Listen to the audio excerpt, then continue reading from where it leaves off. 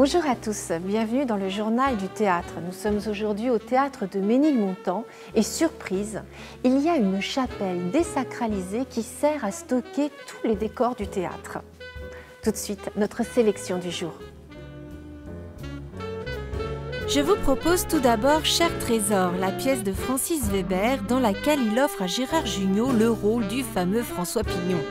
Puis notre plein feu nous emmènera au théâtre de l'œuvre où nous apprécierons les dialogues poignants entre une mère et sa fille dans Sonate d'automne avec Françoise Fabian et Rachida Brakni.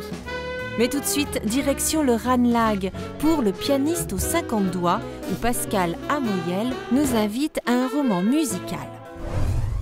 Le pianiste aux 50 doigts se joue actuellement au théâtre Le Ranelagh.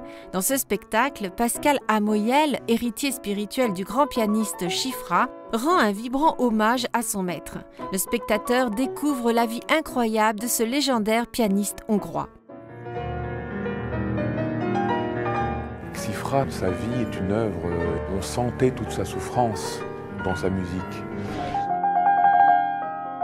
Un doigté extraordinaire avec des morceaux choisis, Chopin, Liszt. C'est un grand moment, on est encore dedans, on descend doucement. C'est un spectacle inouï. Un obus avait été tiré, la chapelle n'existait plus. Enthousiasmé par sa façon de raconter l'itinéraire d'un artiste exceptionnel qui a survécu à la violence, à la haine, à la guerre. La machine va trop vite. Je dois freiner. Il faut que je freine. Il faut que je saute. Il faut que je saute. Tous les pianistes n'ont que 10 doigts. Ici se produit le pianiste aux 50 doigts.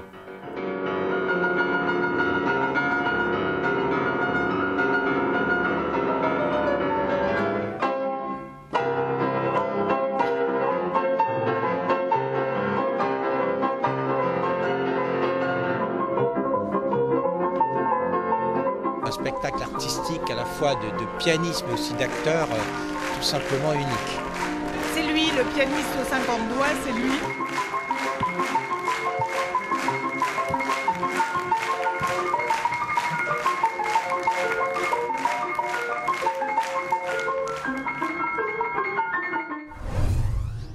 Après L'Emmerdeur et le dîner de cons, voici la nouvelle création de Francis Weber, Cher Trésor.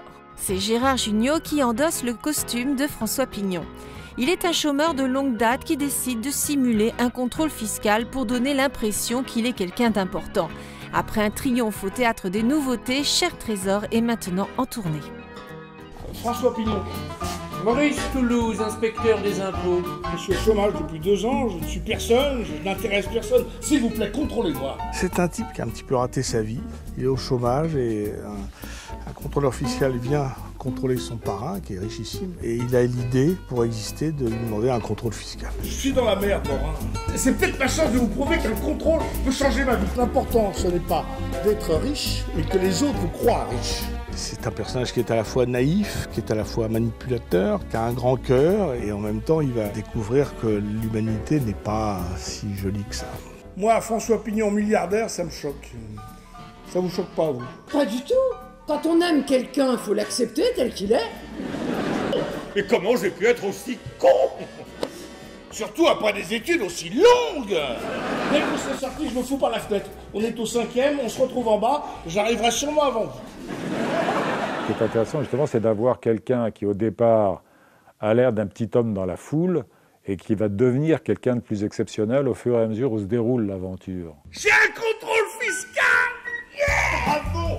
Mais quel contrôle, bordel! À tout de suite, chérie. Mais on s'en fout! C'est qui cette fille? Il suffit d'un petit milliard pour les rendre affectueuses. Tout ce que je veux, c'est d'entendre le rire de la salle. Si jamais j'ai réussi mon coup, mon Dieu, quelle joie pour moi et pour éventuellement les gens qui viendront voir le spectacle. Je suis pas sûr d'être fait pour ça. Même avec 1 milliard, je ne serais pas un homme riche. Je serais un pauvre qui a de l'argent.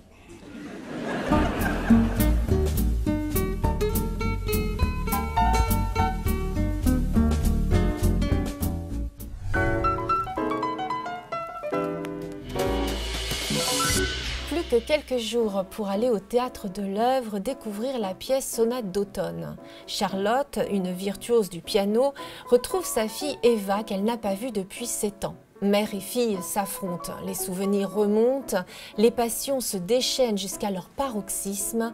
Regardez cet extrait. Tu n'étais pas bien avec moi, tu n'étais pas bien sans moi. Quelles ont été mes erreurs? Tu n'as jamais commis d'erreur, maman. Tu as toujours été magnifique. Mais moi, tu m'as dévorée. Jusque-là, tu m'avais ignorée. Soudain, tu étais là à chaque heure du jour avec tes sourires, tes petites plaisanteries, ton air d'être un peu inquiète pour moi sans jamais le dire. Pas un détail n'échappait à ton amour dévorant d'énergie. Toute cette énergie que tu reportais sur moi, faute de mieux. Je ne me tenais pas assez droite. J'avais grandi trop vite pour mes 14 ans. J'étais en pleine puberté, j'avais des boutons. Il fallait foncer chez le docteur, me tartiner de crème, qui méritait encore plus la peau. Mes cheveux étaient trop longs, pas assez beaux, tu les as fait couper. Mes dents poussaient de travers, tu m'as fait porter un appareil. Tu as décidé qu'il fallait que je sois féminine. Il a fallu que j'abandonne mes jeans et mes pulls pour mettre des robes. Je t'en ai acheté de très jolies. Toi, tu les trouvais très jolies. Moi, je les détestais, mais je n'osais pas te le dire. Comme pour les livres que tu me donnais à lire. Ils étaient beaucoup trop en avance pour mon âge. Je ne les aimais pas, mais je les lisais quand même, parce qu'après, tu voulais qu'on en discute. Je n'avais qu'une trouille. C'est que tu découvres que j'étais bête. Mais il y a une chose que je comprenais très bien. C'est que rien de ce qui était vraiment moi ne pouvait être aimé de toi. Mais c'était pour rattraper le temps perdu. Tu étais comme une forcenée. À chaque instant, je savais que j'avais l'obligation de te plaire. Je n'étais plus qu'une marionnette dont tu tirais les ficelles. Je disais tes mots, je répétais tes gestes. Il n'y a pas une minute où j'osais être moi-même. Je me faisais violence pour ne pas l'être, même quand j'étais seule. Je me trouvais grotesque. C'était atroce, maman, mais ça allait être encore pire. Je ne comprenais pas que je te haïssais parce que j'étais persuadée que nous nous aimions et que tu savais tout mieux que moi. Je ne pouvais donc pas te haïr, alors. Ma haine s'est transformée en une angoisse terrible. Je faisais des cauchemars. Je me rongeais les ongles, je m'arrachais des touffes de cheveux. Un jour, tu m'as dit que tu t'inquiétais pour moi et que nous allions en parler avec un gentil docteur. En fait, tu pensais que ta fille était en train de devenir folle. C'est la fin du journal du théâtre Aménil-Montant. J'espère que vous avez passé un agréable moment en notre compagnie. On se retrouve très vite pour un prochain numéro. En attendant, vous pouvez nous retrouver sur la page Facebook de la chaîne Théâtre. Au revoir et à très bientôt.